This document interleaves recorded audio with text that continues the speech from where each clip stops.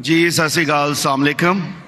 میرا ڈاکٹر صاحب سے ایک چھوٹا سا سوال ہے کہ جنت میں جانے کے لیے مسلمان ہونا ضروری ہے یا مسلمان ہی جنت میں جا سکتے ہیں؟ بھائی صاحب کا سوال ہے کہ جنت میں جانے کے لیے مسلمان ہونا ضروری ہے؟ صرف مسلمان جنت میں جائیں گے؟ صرف اپنے آپ کو مسلمان بولنا جنت میں جانے کے لیے کافی نہیں ہے۔ جس طریقے سے میں نے میرے تقریر میں کہا جنت میں جانے کے لیے 4 چیز کی ضرورت ہے۔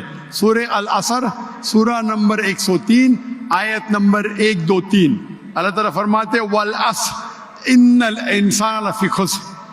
اللہ تعالیٰ وقت کی قسم کھاتے اور کہتے ہیں کہ انسان خسارے میں ہے۔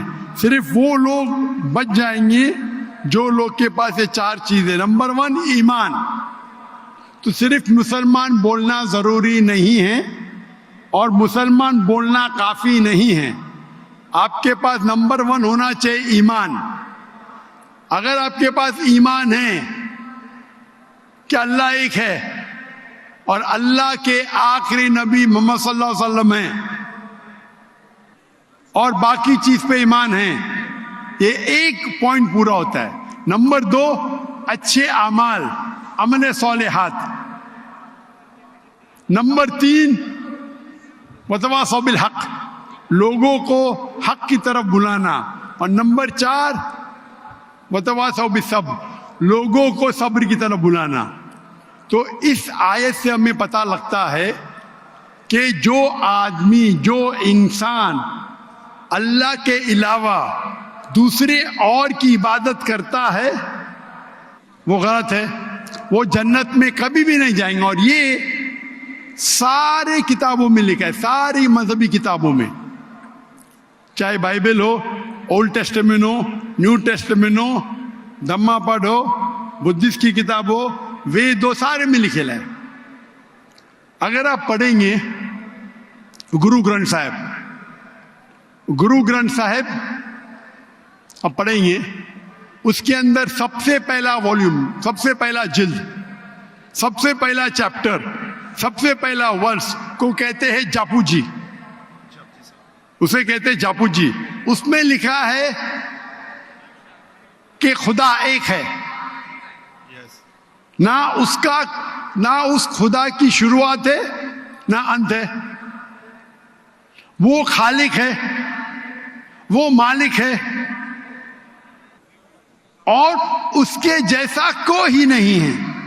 اگر آپ دیکھیں گے یہ ملتا جلتا ہے سورہ اخلاص کے ساتھ۔ آپ اگر سکھ کی کتاب پڑھیں گے اس میں لکھا ہے 2 قسم، اومکارا، ایک اومکارا، ایشور کا مینیفیسٹ فارم، ان مینیفیسٹ فارم۔ ہاں کہ نہیں؟ ہاں کہ نہیں؟ تو اگر آپ پڑھیں گے اور دیکھیں گے کہ خدا کے کئی نام ہیں، کہا جاتا ہے ستہ نامہ، ہولی نیم، پروردگار۔ جی پروردگار بھی ایک نام ہے آپ کی کتاب میں، ہاں کہ نہیں؟ پروردگار، جی ستہ نامہ، خالق، ملتا جلتا ہے، واہے گرو۔ لیکن اگر آپ عمل کریں گے، اگر آپ شرک نہیں کریں گے، اللہ کے علاوہ کسی اور کی عبادت نہیں کریں گے، اگر آپ کے کتاب میں اکثر یہ بات ہوتا ہے کہ جو اپنی مذہبی کتاب میں لکھا ہے اکثر لوگ اس پہ عمل نہیں کرتے، اور یہ بات مسلمانوں میں بھی ہے۔ مسلمانوں کی کتاب میں لکھا ہے شرک مت کرو، پھر بھی ہم دیکھیں گے کچھ مسلمان شرک کرتے۔ تو اگر قرآن میں لکھا ہے شرک مت کرو اور آپ شرک کریں گے اور کہیں گے میں مسلمان ہوں تو جنت میں نہیں جائیں گے۔ آپ سمجھ رہے بھائی صاحب؟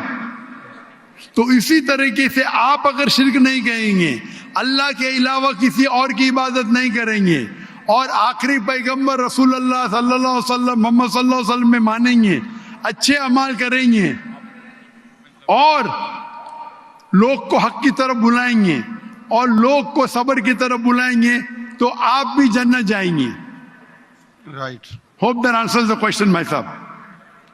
Thank you